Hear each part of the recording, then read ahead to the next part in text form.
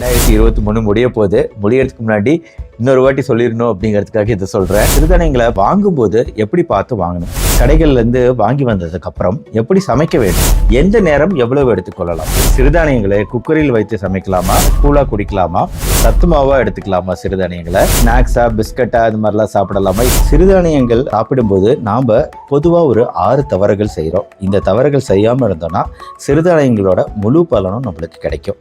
அந்த 6 தவறுகள் என்ன, அதை ஏன் செய்யக்கூடாது அப்படின்னு ஒன்றா பார்ப்போம். எல்லாருக்கும் வணக்கம். நான் டாக்டர் கார்த்திகேயன்.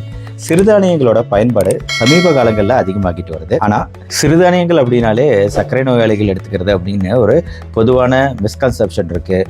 ஆனால் பெரியவர்களும் சிறுவர்களும் எல்லாருமே எடுத்துக்கக்கூடிய வகையில் அதில் நிறைய ஊட்டச்சத்து நார்ச்சத்தும் இருக்குது. அதனால் எல்லாருமே கன்சியூம் பண்ண வேண்டிய முக்கியமான விஷயம் சிறுதானியம். அதனால தான் உலக சுகாதார நிறுவனம் 2023 உலக சிறுதானிய ஆண்டா அறிவிச்சது. யுனைடெட் நேஷன்ஸ் 2023 முடிய போகுது. முடியறதுக்கு முன்னாடி இன்னொரு வாட்டி சொல்லிடணும் அப்படிங்கிறதுக்காக இதை சொல்கிறேன். ஏற்கனவே சொல்லியிருக்கேன். சரி, தவறுகளுக்கு வருவாங்க.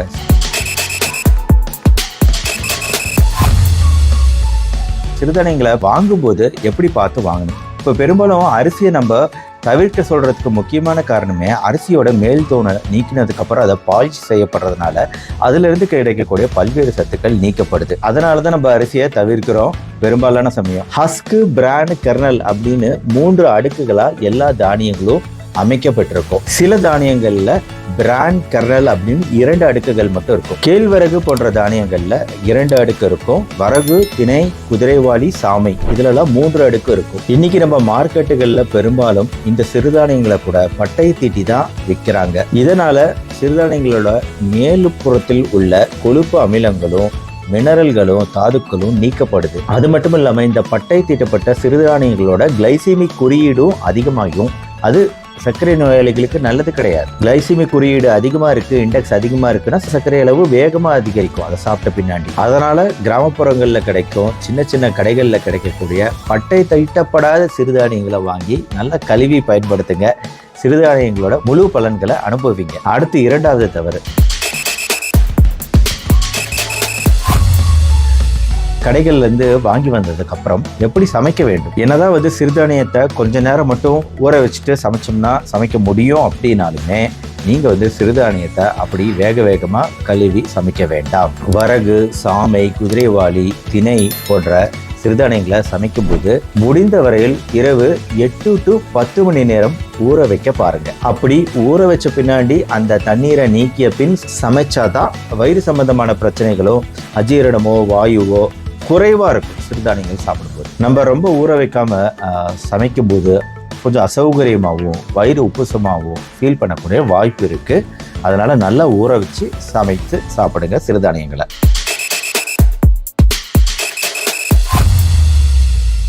மூணாவது, எந்த நேரம் எவ்வளவு எடுத்துக்கொள்ளலாம். இது நீரிழிவு நோயாளிகள் பொதுவாக பண்ணக்கூடிய ஒரு தவறு. அதாவது ஒரு ஆர்வ மிகுதியில் 3 வேளையுமே சிறுதானியங்களாக போட்டு தாக்கிடுவாங்க. அப்படிலாம் சாப்பிடக்கூடாது.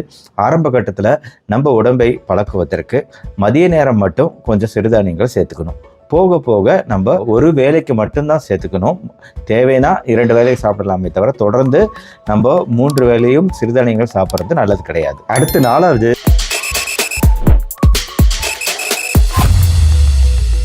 சிறுதானியங்களை குக்கரில் வைத்து சமைக்கலாமா. என்னன்னா குக்கர்ல வச்சு சமைக்கிறது 2வது தான், பெஸ்ட் கிடையாது. முடிஞ்சவரை சிறுதானியத்தை வடித்து சாப்பிடுவது தான் நல்லது. ஆனா அதற்கு வாய்ப்பு இல்லாத சமயங்களில் குக்கரில் வைத்து பொங்கியும் சாப்பிடலாம்.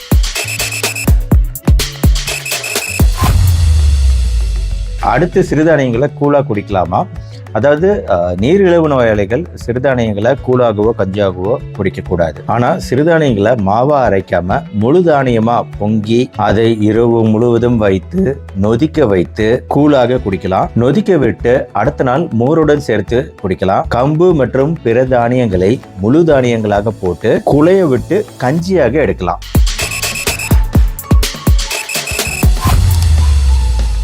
அடுத்தது, சத்து மாவா எடுத்துக்கலாமா சிறுதானியங்களை. வீட்டிலேயே சுத்தமான முறையில் சிறுதானியங்களை வாங்கி அதை மில்லில் கொடுத்து அரைத்தே வந்தாலும் தவிர்ப்பது தான் நல்லது. அரைத்த பின் அது சிறுதானியமாகவே இருந்தாலும் அது வெறும் மாவு கஞ்சிக்கு தான் சமம். பொதுவாக அரைத்த பின் இந்த தானியங்கள் உள்ள சத்து கொஞ்சம் குறையக்கூடிய வாய்ப்பு இருக்குங்க.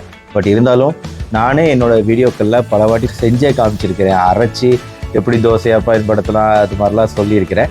as far as possible முடிந்த அளவு அதை வந்து அரைச்சி பயன்படுத்துறதை விட முழு தானியங்களை சமைத்து பயன்படுத்துறது என்னைக்குமே பெஸ்ட் அப்படிங்கிறது தான். முடியாத பட்சத்தில் இல்லை சாப்பிட்றதுக்கு கஷ்டப்படுறாங்க அப்படிங்கிற சூழ்நிலையில தான் நம்ம அரைச்சி கொடுக்க சொல்றோம். இந்த மாதிரி செய்யும்போது சில சமயம் கால்சியம் மற்றும் பல்வேறு தாதுக்கள் குறைஞ்சு போயிட வாய்ப்பு இருக்கு மாவா மாற்றும் போது. அதே போல ஒரே நாள்ல சிறுதானியங்களை மாத்தி எடுக்கக்கூடாது. காலையில ராகி, மத்தியானத்தனை, இரவு வேறு தானியம் அப்படின்னு மாற்றி மாற்றி எடுத்துக்கிறதையும் தவிர்க்க பாருங்க. ஒரு நாளைக்கு ஒரு தானியம் அப்படிங்கிறத ஃபாலோ பண்ண பாருங்க. அடுத்து கடைசியா சிறுதானியங்களை ஸ்நாக்ஸா, பிஸ்கட்டா அது மாதிரிலாம் சாப்பிடலாமா? இது ஏற்கனவே தனியா ஒரு வீடியோவே போட்டுட்டேன்.